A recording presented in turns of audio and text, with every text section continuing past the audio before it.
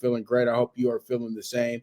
Crazy NFL Sunday somewhat yesterday, but kind of formful at the same time too. We had some great games college football wise Saturday. We had great boxing matches this weekend as well too. Saturday, bidding farewell to Showtime. Also, great unification fight between Bam and Sonny over in Arizona. So that was pretty good as well too. Then, you had a great college basketball this weekend as well too. College basketball getting intense, getting real good. We're getting real close to conference play and everything like that. And the NBA is going to be NBA. You know how it goes. So pretty much let's go ahead and get into it.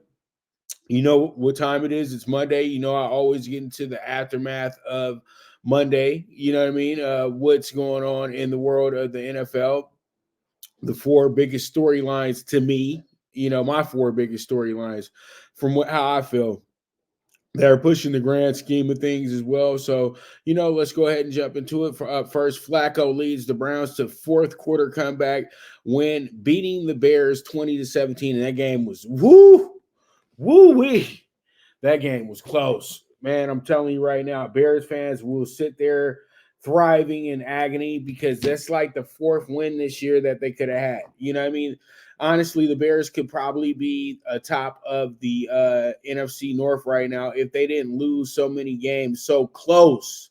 That's the biggest issue with them. The Bears have probably blown 5 games that they could have easily won if they would have just been able to hold on and make certain plays happen and things like that. It was crazy. The Bears were very sharp for 3.5 quarters. They had a great third quarter as well, too. It looked like they were going to get an ugly, low-scoring win at once we hit the fourth quarter because it seemed like Flacco couldn't figure out anything. Montez Sweat was an absolute terror on the line. It was just a lot of things that were going well for the Bears yesterday. But then that fourth quarter hit, and Joe Flacco threw for 212 yards in the fourth quarter to go ahead and help the Browns win this game.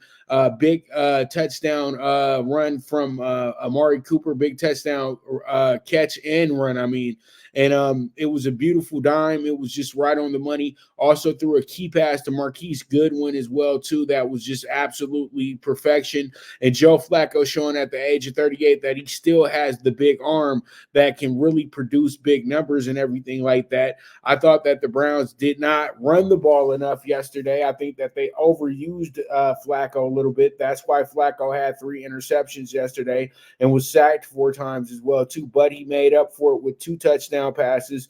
And like I said, 212 yards in the fourth quarter. He threw for over 374 yards. Jerome Ford, he started off well yesterday, but they didn't run him enough. He only got 8 carries yesterday. Hunt only got 7 carries as well, and Pierre Strong only had 2. So when you look at it right now, they only carried the ball 18 times. That's very low compared to what you expect from the Browns, but it made a lot of sense because what was happening in the game is that the Bears run a lot of zone. And so when you run a lot of zone, you get really, really, really into passing the ball. You know what I mean? Because the zone has so many voids that you can expose. And that just pretty much means that they're doing a good job up front as well, too, that they can go into the zone as much as they did yesterday as well, too. So there's just a lot of things that happened, but the Browns did win by the hairs of their chinny chin. Mooney had the ball right there in his hands. Mooney could have went ahead and won this game yesterday, but the ball deflected up. Luckily, Ronnie Hickman was there to go ahead and get the pick and move on from there. But the Browns moving forward right now, 9-5. The Browns really, at this point right now, they're a team that can get in at 10-7 because the Browns do have an advantage in the conference wins that they have this year. See, that's where a lot of people get really kind of, sidetracked a little bit.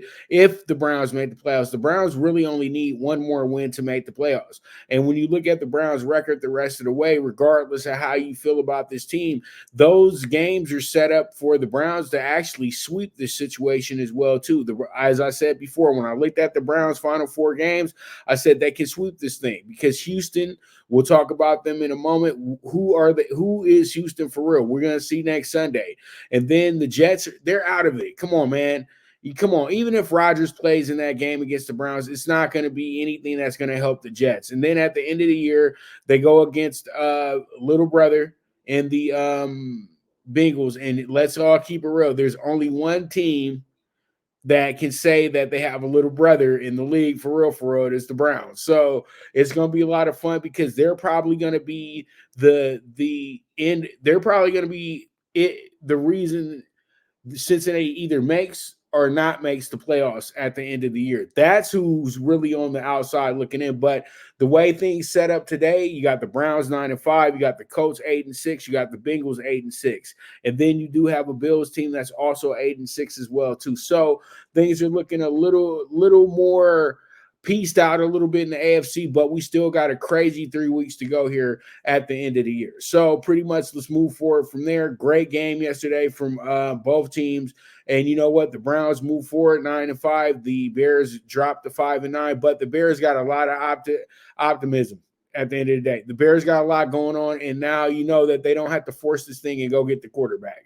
They really don't. They know what they need to do. They really should go use both those picks on two of the top offensive linemen in the draft. And I'm telling you right now, that team will be a playoff team if they draft the offensive lineman in this draft this year. So we move forward, and here we go. I mean, in 2024, not this year, but 2024.